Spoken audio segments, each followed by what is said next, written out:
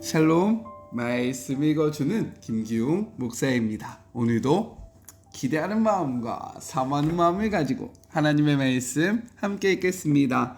열왕기하 2장 1절부터 14절까지의 말씀입니다. 하나님께서 엘리야를 회오리바람에 실어 하늘로 데려가시기 직전의 일이다. 엘리야와 엘리사가 길갈을 벗어나 길을 가고 있었다. 엘리야가 엘리사에게 말했다. 너는 여기 남아있거라. 하나님께서 나를 베델로 보내셨다. 엘리사가 말했다. 그럴 수 없습니다. 저는 스승님을 절대 떠나지 않겠습니다. 그래서 그들은 함께 베델로 갔다. 베델의 예언자 수련생들이 엘리사를 만나 말했다. 하나님께서 오늘 당신의 스승을 데려가실 텐데 알고 계십니까? 그렇소. 엘리사가 말했다. 나도 알고 있으니 조용히 하시오. 엘리야가 엘리사에게 말했다. 너는 여기 남아있거라. 하나님께서 나를 여리고로 보내셨다. 엘리사가 말했다. 그럴 수 없습니다. 저는 스승님을 절대 떠나지 않겠습니다. 그래서 그들은 함께 여리고로 갔다. 여리고의 예언자 수령생들이 엘리사에게 와서 말했다. 하나님께서 오늘 당신의 스승을 데려가실 텐데 알고 계십니까? 그렇소. 그가 말했다. 나도 알고 있으니 조용히 하시오. 엘리야가 엘리사에게 말했다. 너는 여기 남아있거라. 하나님께서 나를 요단으로 보내셨다. 엘리사가 말했다. 그럴 수 없습니다. 저는 스승님을 절대 떠나지 않겠습니다. 그래서 두 사람은 함께 길을 떠났다. 그들 두 사람이 요단 강가에 섰을 때 따라온 예언자 수련생 50명이 멀찍이 모여 있었다. 엘리야가 겉옷을 벗어 말아들고 그것으로 강물을 치니 물이 갈라져 두 사람은 마른 땅을 밟으며 강을 건넜다. 건너편에 이르러 엘리야가 엘리사에게 말했다. 주께서 나를 데려가시기 전에 내가 내게 바라는 것이 있느냐? 무엇이든 구하여라. 엘리사가 말했다. 저는 스승님을 따라 살기 원합니다. 저도 스승님처럼 거룩한 사람이 되고 싶습니다. 어려운 부탁을 하는구나. 엘리야가 말했다. 하지만 나를 데려가시는 것을 내가 지켜보고 있으면 내가 구한 것을 받게 될 것이다. 반드시 지켜보아야 한다. 실제로 그렇게 되었다. 그들이 함께 이야기하며 걷고 있는데 갑자기 불전차와 불말이 두 사람 사이에 끼어들더니 엘리야만 회오리바람에 싣고 하늘로 올라갔다.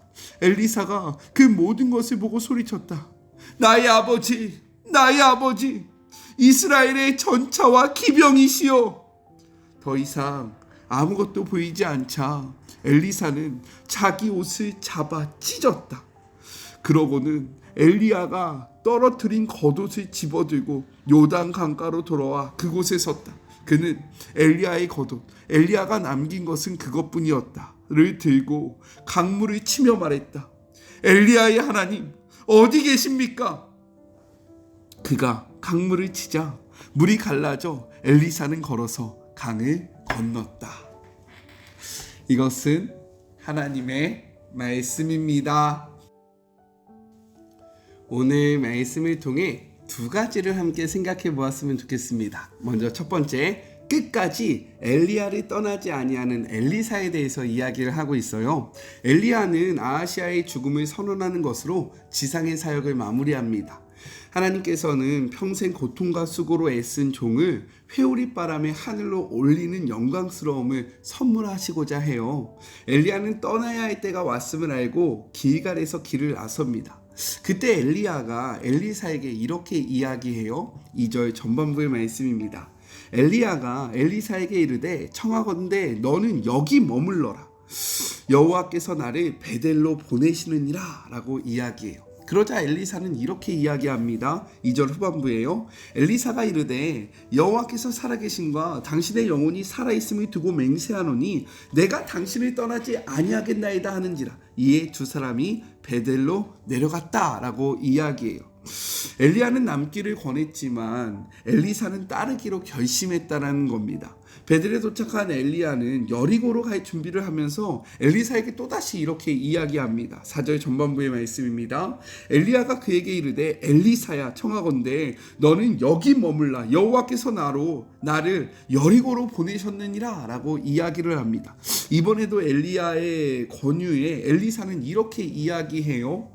4절 후반부입니다. 엘리사가 이르되 여호와께서 살아계심과 당신의 영혼이 살아있음을 두고 맹세하노니 내가 당신을 떠나지 아니하겠나이다 하니라. 그들이 여리고에 이르렀다라고 이야기를 합니다.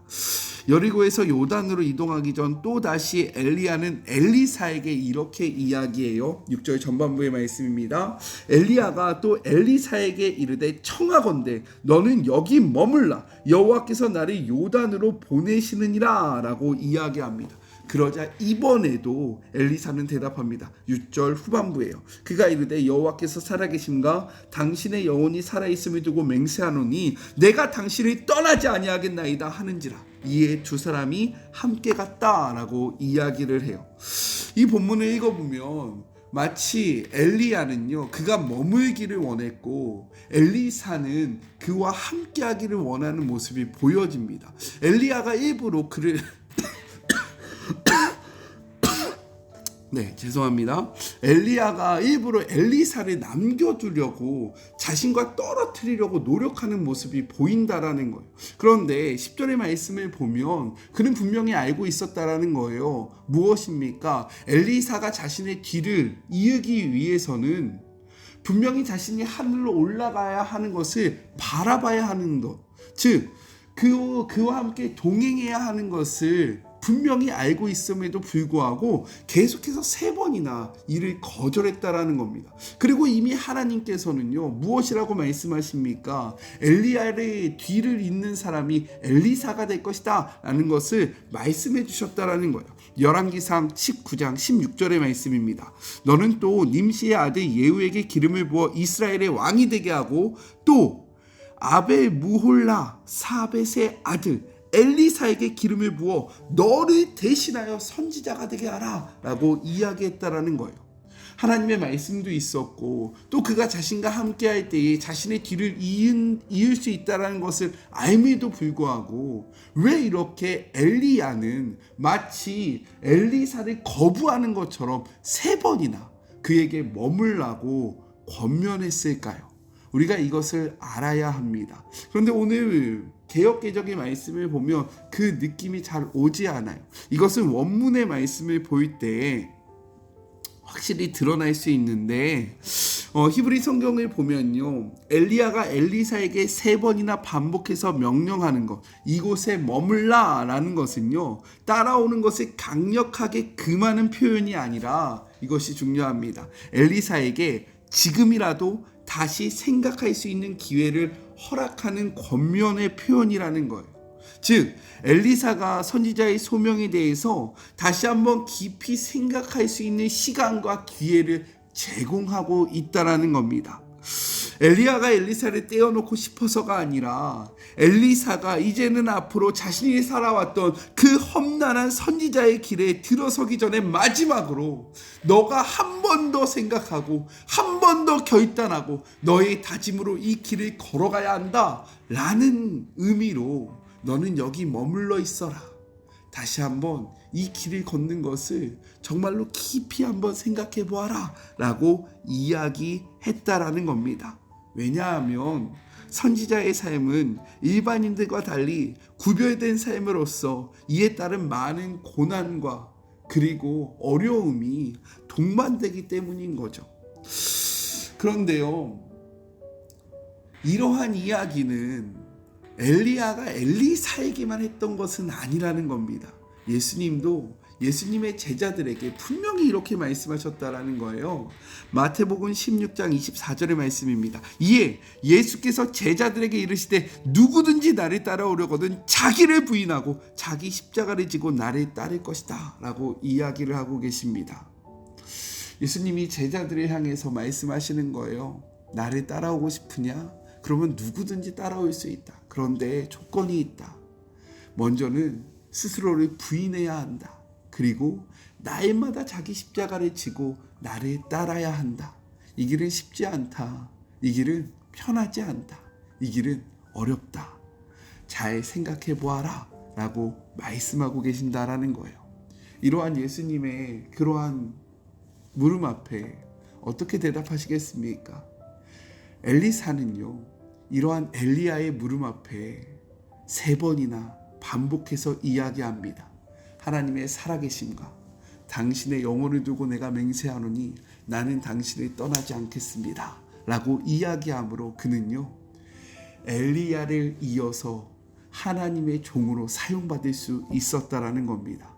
우리에게도 이러한 결단과 이러한 모습이 필요하다라는 거예요. 그냥 아무런 결단 없이, 아무런 생각 없이 예수님의 그 길을 따라 걸어갈 수는 없다라는 겁니다. 어떻게 각오를 하셨고 결단을 하셨습니까? 그냥 아무런 생각 없이 이 길로 들어서고 계시지는 않아요. 그래서 첫 번째 적용입니다.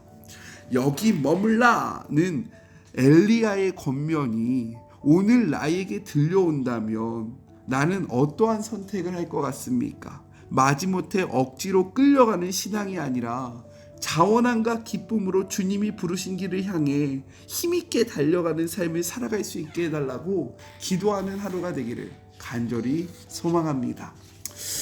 엘리사가 엘리야를 떠나지 않았던 것처럼 우리도 주님을 떠나지 않기를 간절히 소망해요. 아셨죠? 꼭 그렇게 살아봅시다. 화이팅! 둘째, 갑절의 능력을 구하는 엘리사에 대해서 이야기를 하고 있습니다. 요단강가에 도착하자 엘리야는 자신의 겉옷을 말아서요, 강물을 칩니다. 이에 강물이 갈라졌고요, 엘리야와 엘리사는 많은 땅을 건너서 요단강 동편으로 갈 수 있었다라는 거예요. 강을 건넌 후에 엘리야는 엘리사에게 소원을 말하라고 이야기합니다. 그러자 엘리사는요, 주저하지 않고 이렇게 요청해요. 9절의 말씀입니다. 건너매 엘리야가 엘리사에게 이르되 나를 내게서 데려감을 당하기 전에 내가 내게 어떻게 할지를 구하라. 엘리사가 이르되 당신의 성령이 하시는 역사가 갑절이나 내게 있게 하소서 하는지라 라고 이야기합니다. 예전에는요, 이 말씀을 어떻게 해석했냐면 엘리사가 갑절을 원하는 것을 그가 엘리야보다 배로 많은 기적을 행하기를 원한다 라고 생각했습니다. 그리고 실제로 성경의 기록을 보면 엘리사가 행한 2배의 기적을 엘리야가 행합니다. 그래서 2배의 능력을 달라 라고 생각했다 라고 이야기를 했었습니다. 그러나 율법을 보면 갑절을 요구하는 그러한 의미가 있었다라는 거예요. 무엇이냐면 자식들이 아버지의 유산을 상속받을 때 장자가 받았던 몫이 바로 2배의 몫이었다라는 겁니다. 신명기 21장 17절의 말씀입니다. 반드시 그 미움을 받는 자의 아들을 장자로 인정하여 자기의 소유에서 그에게는 2몫을 줄 것이니 그는 자기의 기력의 시작이라 장자의 권리가 그에게 있음이라 라고 이야기합니다. 그렇기 때문에 엘리사가 엘리야를 향하여 나에게 갑절의 능력을 주십시오, 갑절의 은혜를 주십시오 라고 이야기한 것은 당신의 제자가 당신의 그 뒤를 이을 장자의 직분을 나에게 주십시오 라고 이야기한다 생각할 수 있는 것입니다. 이러한 엘리사의 요청에 엘리야는요, 이는 자신이 결정할 수 있는 것이 아니라고 이야기합니다. 다만 앞으로 일어나는 모든 일 가운데 너가 나와 함께해야 한다 라고 이야기하고 있어요. 하나님과 동행하는 자신의 삶을 살았던 것처럼 이 모든 일에 자신과 동행할 때에 하나님께서 그러한 너의 소원을 이루어 주실 것이다 라고 이야기하고 있는 겁니다. 이러한 이야기를 하고 있을 때 불수레와 불말들이 2사람을 갈라놓고요, 엘리야가 회오리 바람으로 하늘로 올라갑니다.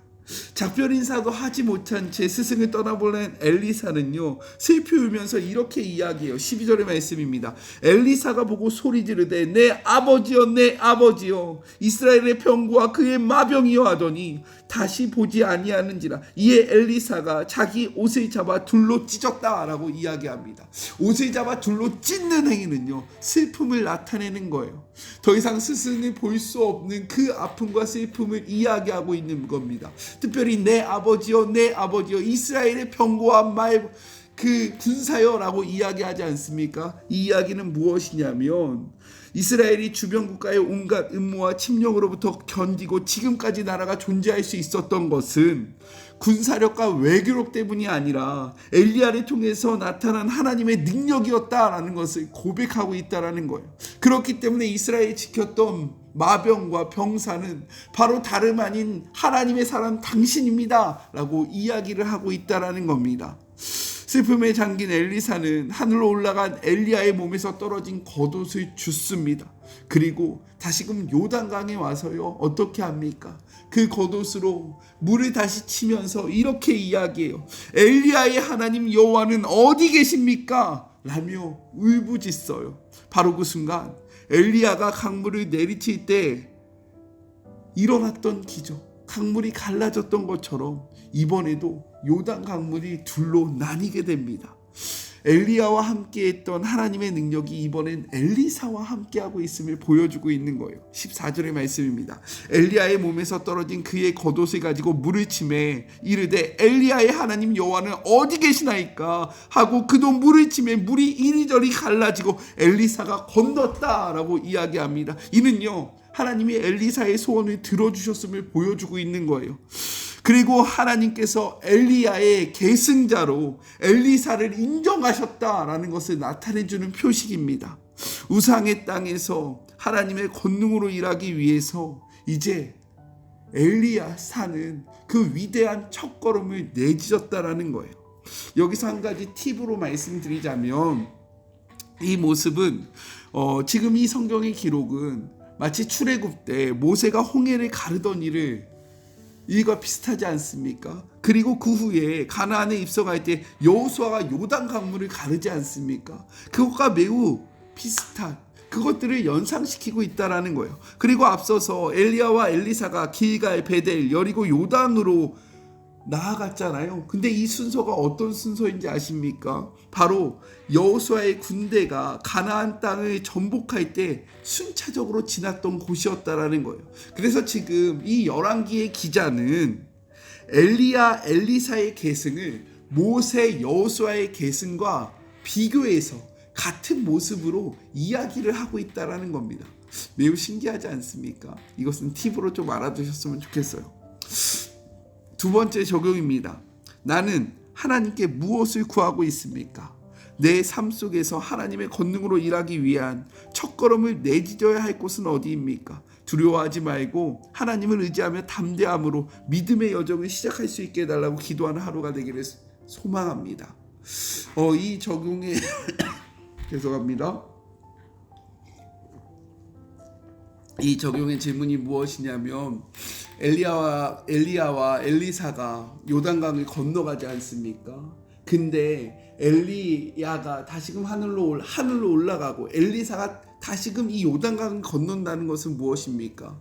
우상과 그리고 그 어두움의 땅으로 엘리사가 하나님과 함께 이 첫 발걸음을 내딛었다라는 것을 의미하고 있는 거예요. 그가 갑절의 은혜를 받고 나서 자기 마음대로 산 것이 아니라 자기의 뜻대로 나아간 것이 아니라 잘 먹고 잘 사는 곳을 향하여 달려간 것이 아니라 자신의 스승이 평생 하나님의 말씀으로 싸웠던 그곳을 향하여 그도 힘있게 나아가고 있다라는 겁니다. 그래서 우리도 능력을 받으면요 우리를 위해서 우리의 삶을 위해서 달려갈 것이 아니라 하나님이 우리를 부르신 곳 내가 있어야 할 곳으로 나아가야 한다라는 그 질문을 하고 있는 거예요. 이해가 되시죠? 우리 같이 기도할까요? 하나님 감사합니다.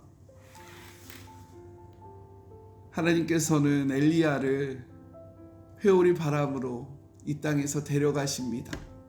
그리고 그의 모든 능력을 그의 계승자로 엘리사를 삼습니다.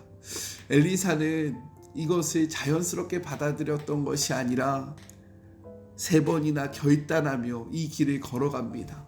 신앙의 여정도 마찬가지입니다. 우리가 그저 걸어갈 수 있는 것이 아니라 하나님 앞에 결단해야 합니다. 하나님을 바라봐야 합니다. 하나님을 의지해야 합니다. 주님, 주의 모든 자녀들 이 시간 주님 앞에 결단함으로 주님과 함께 믿음을 향하여 나아가는 주의 모든 자녀들 되게 하여 주시옵소서. 그리고 엘리사는 그 2배의 갑절의 능력을 받고 엘리야의 계승자로서 세워진 이후 자신의 욕망과 자신의 만족을 향하여 나아간 것이 아니라 자신이 나아가야 할 그 음란의 땅으로 되돌아갑니다. 주님과 함께 그 땅을 치유하기 위해서 나아갑니다. 우리가 이뤄야 함을 고백합니다. 하나님 앞에 능력받았으며 우리는 우리가 원하는 곳으로 갈 것이 아니라 하나님께서 원하시는 곳으로 나아가야 한다는 것입니다. 하나님이 나를 보내신 곳이 어디입니까? 그곳을 향하여 힘있게 나아가는 주의 모든 자녀들 되게 하여 주시옵소서. 오늘 주의 종은 남북사랑학교 개학 수련회 술, 담배, 중독에 대해서 특강을 하러 갑니다. 하나님 오가는 길 가운데 안전할 수 있도록 지켜주시고 우리 사랑하는 다음 세대들이 이 강의를 듣고 중독으로부터 벗어나는 역사가 일어나게 하여 주시옵소서. 함께 하실 주님을 기대하며 거룩하신 예수 그리스도의 이름으로 간절히 기도드립니다. 아멘. 네, 기도 때 이야기한 것처럼 저는요 한반도 통일 미래센터에서 진행되는 남북 사랑학교 개학 수련회 술과 담배 중독 특강을 하러 갑니다. 1시부터 2시까지 진행되는데요. 오가는 길이 좀 멀어요. 그 길 가운데 안전할 수 있도록 그리고 그 특강을 통해서 우리 사랑하는 다음 세대들이 중독으로부터 벗어나 하나님을 바라보는 역사가 일어날 수 있도록 함께 기도해 주시기를 간절히 소망합니다. 저는요 또 내일 만나도록 할게요. 사랑하고 주님의 이름으로 축복하면서 오늘 하루도 힘내세요. 우리 내일 만나요. 안녕. 오늘도 수고하셨습니다.